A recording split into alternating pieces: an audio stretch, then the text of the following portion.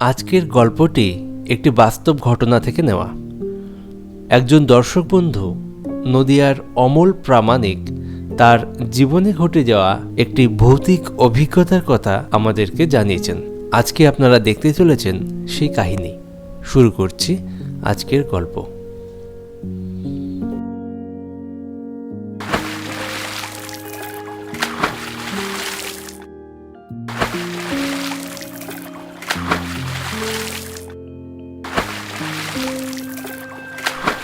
আমি একজন মৎস্যজীবী। নদী থেকে মাছ ধরি এবং সেই মাছ বাজারে বিক্রি করেই আমি আমার সংসার চালাই। রাত বিরেতে ঘরের বাইরে থাকা আমার অভ্যেস। ঝড়, বৃষ্টি, ঠান্ডা, গরম কোনো কিছুই আমাকে ঘরে আটকে রাখতে পারে না। জলের মধ্যেই আমার জীবন। কত লোকে কত রকম গল্প শোনায়। কেউ বলে অমাবস্যায় নাকি ভূত দেখা যায়, কেউ বলে পূর্ণিমায় নাকি ভূত দেখা যায়, আবার কেউ বলে নদীর পাড়ের অমুক জায়গায় রাত্রিবেলা না যাওয়াই ভালো, সেখানে নাকি ভূতের বাস। এইসব কথা শোনার পরেও আমার কোনোদিনও ভয় লাগেনি। বেশ কয়েক বছর ধরে রাত্রিবেলা নদীতে একা একা মাছ ধরি।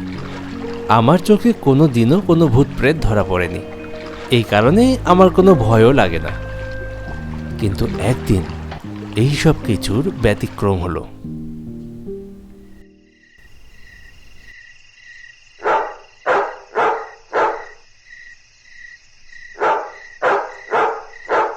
কিরে অমল, চললি নাকি নদীতে?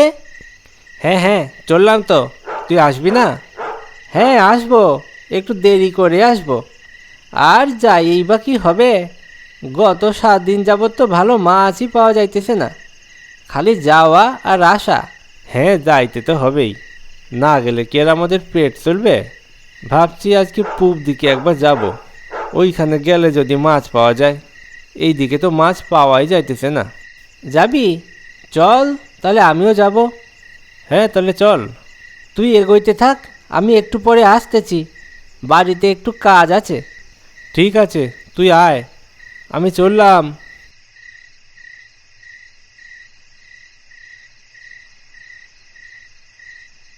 অন্যদিন যেখানে মাছ ধরি সেখানে বেশ কিছুদিন যাবৎ মাছ পাওয়া যাচ্ছে না। তাই আজকে একটু অন্য জায়গায় যাচ্ছি। ওখানে কোনো জনবসতি নেই, একেবারেই গাছপালায় ঘেরা।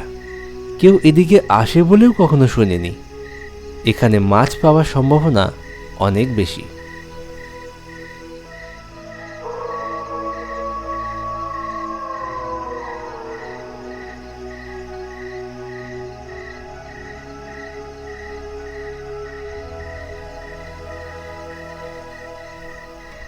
এ কি, আমি যতই এগোচ্ছি ততই আমার কেমন একটা অস্বস্তি বোধ হচ্ছে। গোটা শরীর যেন ভারী হয়ে আসছে।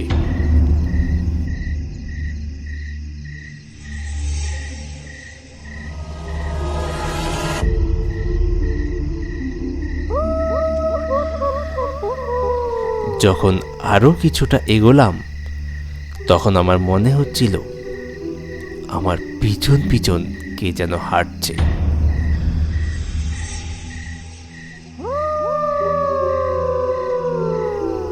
আমি মনে করলাম যে আমার বন্ধু নরেন পিছন পিছন আসছে। আমি পিছন দিকে তাকালাম, না, কেউ তো নেই। কিন্তু এইরকম কেন মনে হচ্ছিল যে আমার পিছন পিছন কেউ একটা হাঁটছিল। আমি আবার হাঁটতে শুরু করলাম।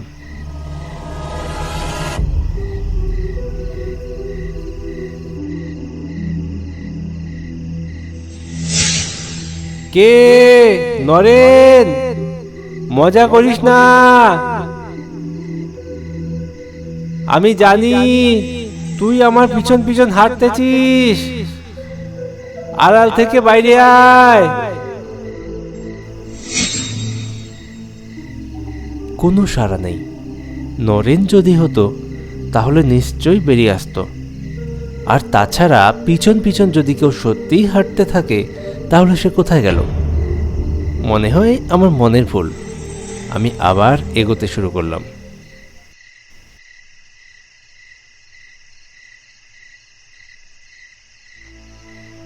বাহ, এইখানে তো দেখছি একটা ভেলা আছে। ভালোই হইল, আমার মাছ ধরতে সুবিধা হবে।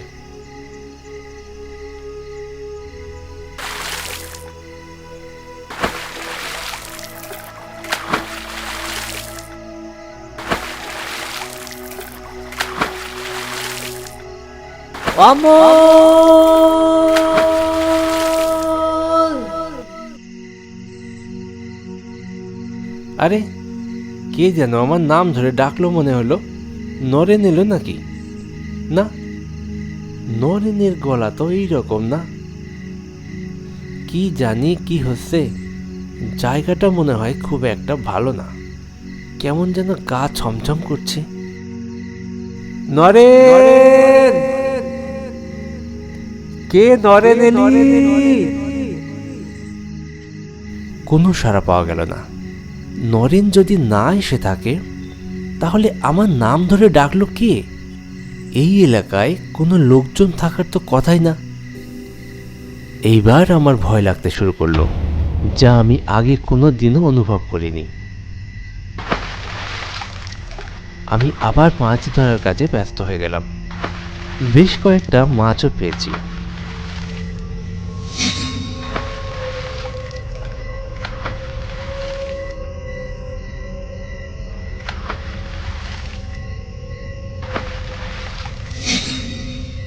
কি ব্যাপার, এতগুলা মাছ ধরলাম আর ঝুড়িতে একটাও মাছ নাই?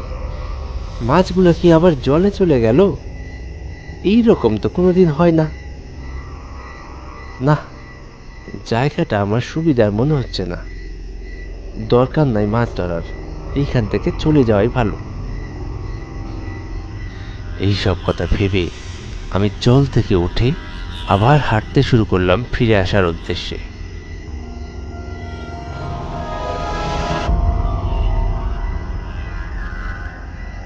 কিন্তু আবার সেই একই রকম মনে হচ্ছিল, আমার পিছন পিছন কে যেন হাঁটছে।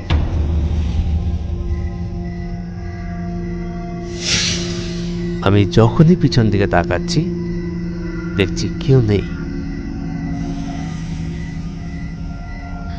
আবার যখন হাঁটতে শুরু করছি তখন আবার মনে হচ্ছে পিছন পিছন কেউ একটা আসছে।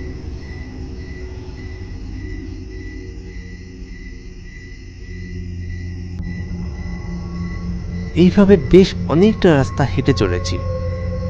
হঠাৎ করে আমার নজর পড়ল বেশ অনেকটা দূরে কে যেন বসে আছে। ওইটা কে বসে আছে? নরেন নাকি? নরেন, এ নরেন! কি ব্যাপার, ঘুমিয়ে পড়লো নাকি? কাছে যাই তো।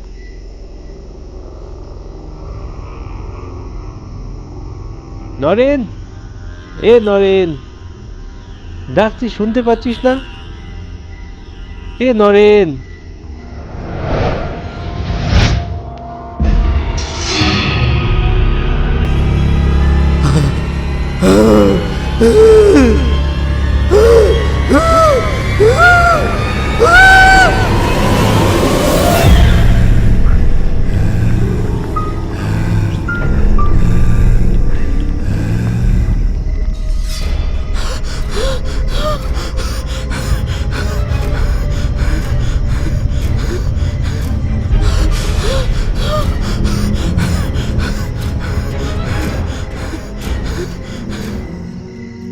ওই দিনের পর থেকে আমার ভয় লাগতে শুরু করলো।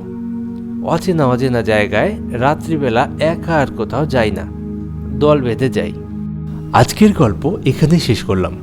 আপনাদেরও যদি কোনো ভৌতিক অভিজ্ঞতা থাকে আমাদেরকে লিখে পাঠাতে পারেন। আমরা চেষ্টা করব আপনার গল্পের ভিডিও বানানোর। আমাদেরকে গল্প পাঠাতে গেলে ইমেল করুন funnytoons.in@gmail.com-এ। পরবর্তী ভিডিও নিয়ে ফিরে আসছি খুব তাড়াতাড়ি। প্লিজ সঙ্গে থাকুন। সাবস্ক্রাইব, লাইক, কমেন্ট, শেয়ার করতে ভুলবেন না কিন্তু।